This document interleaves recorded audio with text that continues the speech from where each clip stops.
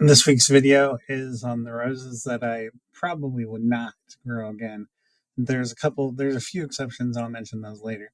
Where the first rose is, um, forgive me if I'm probably going to mispronounce this. The Souvenir de la Mamacion.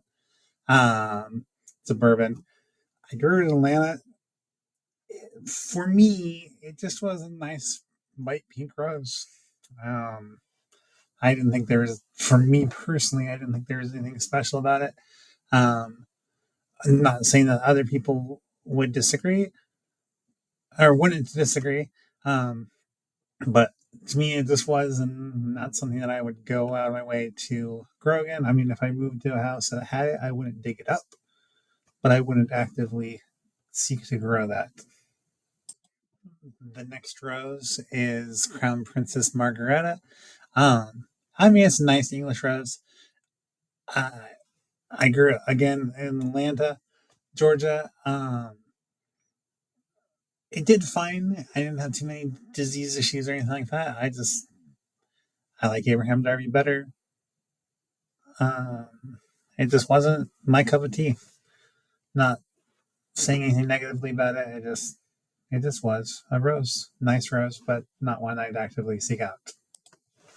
This next one is Penny Lane. Um, I it, for me again in Atlanta, it just kind of sat there, um, and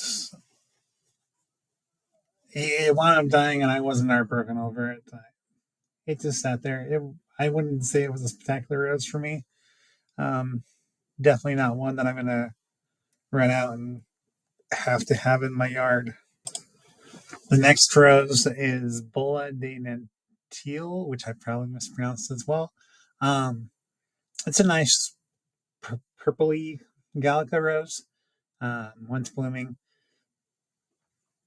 In my opinion, I only had it in Atlanta, Georgia, which, to be fair, Atlanta is probably not the greatest place to judge Gallica roses. So it could do better in a cooler situation. But I mean, I have my favorite rose is Charles de Mills. I have Tuscany Spurb. I have Alan Toffelmeyer. So though uh, I granted Tuscany Spurb probably doesn't classify as the same color category, but it's similar enough to me that I'm not going to necessarily run out and grab this. Again, if I were to move and this half rose was in my yard, I wouldn't dig it up, but I wouldn't actively seek it either. So starting with this rose and the next three, these are exception to I wouldn't have in my yard again. Um, I guess technically next four, but so this rose, the next three all fit in the same category of I live in Missouri. Um, they're all tea roses or China roses. They like warmer winters than I do in my zone 5B, 6A. So if I was in a warmer winter climate, I would grow these if I were given the opportunity. This one that you're looking at is Oneida Home Saffron. Again, this one isn't like flying off. Well, it might be flying off the shelves when the nurseries have them in stock, but there's not.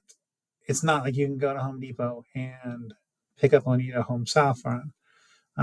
It's not easy to find, so I probably would not risk it in my 5B, 6A zone. Again, a warmer zone. It's a great rose. I grew it in Oregon. I loved it. I love the color. Great rose if you can get it and are warm enough to grow it. But I'm planning on being in Missouri for the foreseeable future, so I probably will not be growing this rose just because it's too cold here. The next rose is Mutabilis. I love this rose actually, and if I were in a warmer climate, I would definitely grow this. Easier to find than the last one of Oneida Home Saffron. So the only reason why I probably will not be growing this rose again is because it's too cold in Missouri. Um, but I do love this China rose. I love the fact that it does change the colors as the flowers get older. Um, Also, like when I lived in Atlanta, I saw lots of people putting espaliering this rose like onto the side of their brick houses and stuff, and I thought that was great.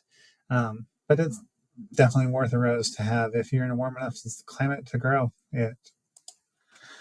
This next rose, I would probably grow in my yard if I were in a warm enough climate, strictly because it's Bermuda rose and I find those roses interesting. I grew this one in Atlanta. I also grew Mutalis, the last one, in Atlanta, and in Oregon for that part. Um, but Smith's Parish rose, for me, it was usually white with a little bit of red. Um, I didn't get the uh, Help Me Find has a list as a red blend and a white blend. I would say white with mostly white with red in it, but um, yeah, I would grow up more just for the fact that it was found on Bermuda. If I were in a warm enough climate,